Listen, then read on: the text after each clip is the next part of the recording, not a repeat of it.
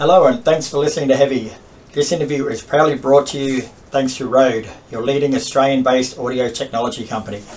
Today we have the pleasure of speaking with... Yeah, I'm Morten, the drummer of the Danish-Swedish or Swedish-Danish band Amaranthe. Yeah, that's all I have to say.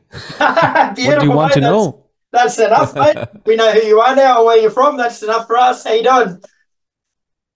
Well, pretty good here. Just enjoying the cold weather here in Denmark and sipping my morning coffee and yeah, having a good time.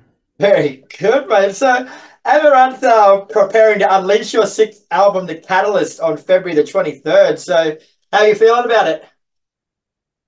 Is it the sixth? Is it not the seventh? I said sixth in the press release, but we'll go with seventh.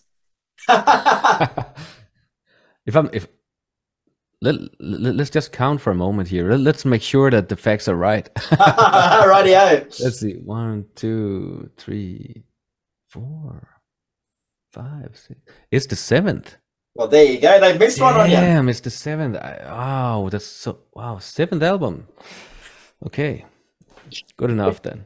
Good enough. So, how are you feeling about the seventh album coming out, my friend? Well, I'm pretty stoked actually. I mean, very proud of this album. It's been a lot of work, not very hard work, but a lot of work, and it's been a very rewarding and super creative process for all of us. And yeah, I mean, we're doing better than ever. I mean, we're a happy band at the moment. Have a great album, and people seems to already like it, so that's very positive. And what's this period like for you, mate? Like, I can imagine the album would have been finished for a little while now. So you're just sitting back and waiting for it to come out. Like, do you put it to bed or do you go over it and think maybe I could have done this bit better or different, or what sort of things go on? Well, yeah, it's actually been a while. I think almost on the date is 1 year since I recorded the drums. Wow. Yeah. No, I mean, when of course there's always something that you could have maybe changed or done in a different way, but that's usually something that will happen once we start playing the songs live. Yeah. It's that certain things will just happen, and at least for me as a drummer, I also have a little bit more freedom. You know, I can maybe change a few things here and there, and it might happen. You know, like organically throughout like a tour, and then I will maybe like I should have been like this and or that, and just small changes might start happening. You know, and doesn't mean that it should have been like that, but certain things sometimes work better live than on an album. But no, I mean I'm super happy about the production and everybody's playing, and like everything is I love it. I love the album. As always, when you release a new album, it's always the best one. You know? I'd be disappointed if you said anything else, mate. Yeah. So can you tell us a bit more about the album from a musical point of view and what you're actually going for with it? Well, it's from a musical point of view, it's been a very fun album to create. It's been a lot of like freedom, really, in a it's been like it's been, like I said before, it's surprisingly easy album to do. Didn't really analyze things too much, just kind of followed the gut feeling, and didn't it was more like an emotional kind of writing instead of like a cerebral kind of overanalyzing stuff, you know. So it was surprisingly easy to do. And you've And released it. Oh, sorry.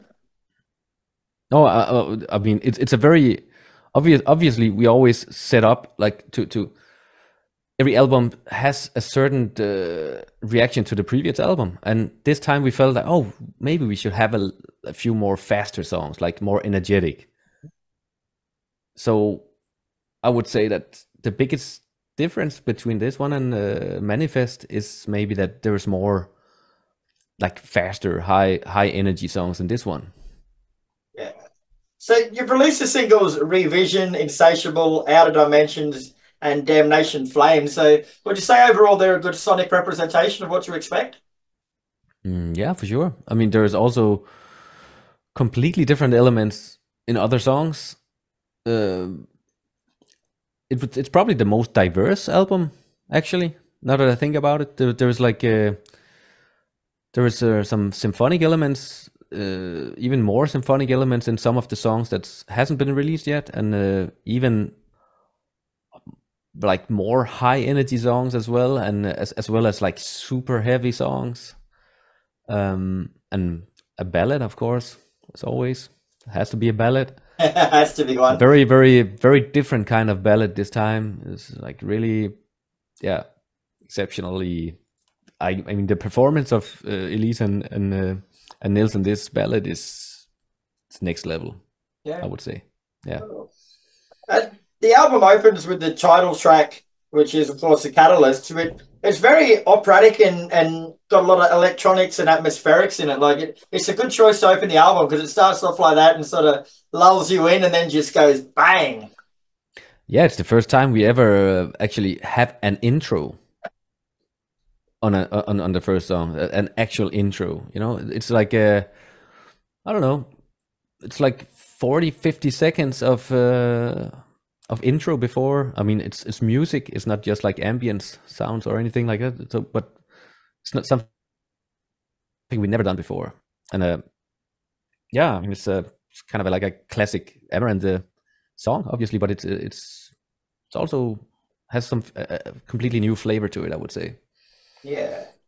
And Olaf has been quoted as saying, "We've never been as theatrical as we've gone this time." Can you elaborate on what he means by that? Yeah, I think it's the fact that every song has its own characteristics. You know, it really has its own personality to a much higher degree than before. So I mean, theatrical. I mean, you will have to go to a show as well, obviously, to like really get the expression, I would say.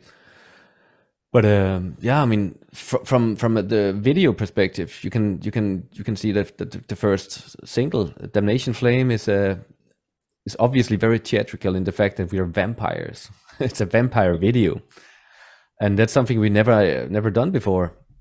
And as a complete sharp contrast, we have Revision, which is like a sci-fi dystonia kind of atmosphere, you know, like evil robots and resistant fighters fighting each other in a distant, not so nice future where AI probably have taken over or something, you know. Yeah. So along those lines, mate, like the press release says that the Catalyst is your most conceptually coherent piece of work yet. Like, can you elaborate on that? What's the concept?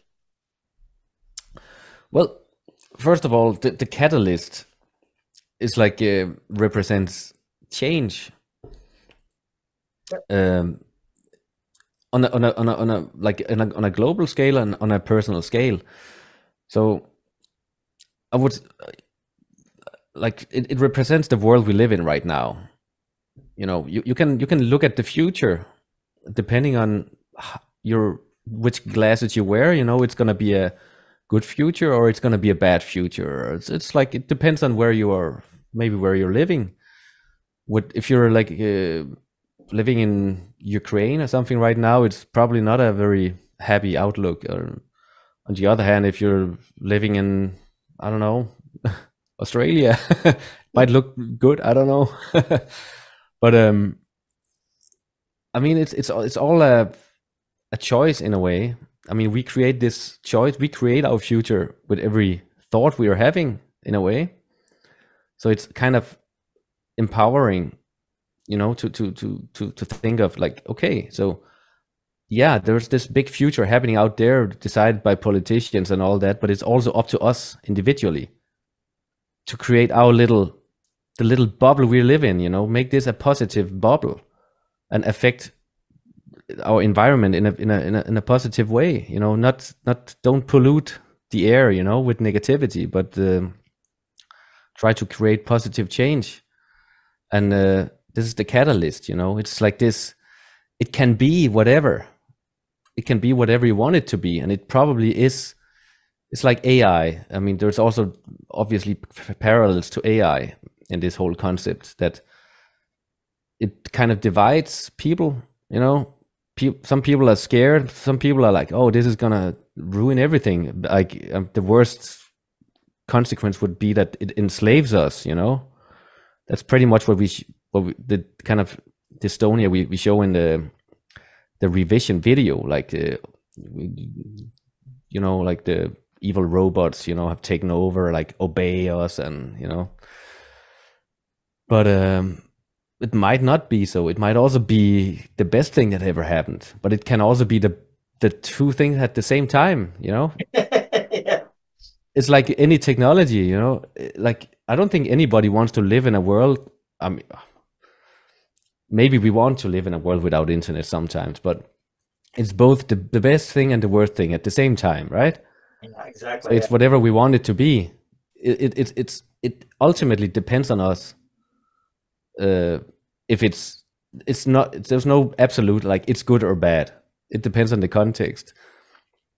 So this catalyst thing, robot, represents this ambiguity of like change, and I mean it also gets more like, it doesn't have to be as abstract. I don't want to sound too I don't want it to sound too far-fetched, but you will have to read the lyrics and listen to the songs, and I think you will find these themes, and whatever it represents for you is the truth for you, you know.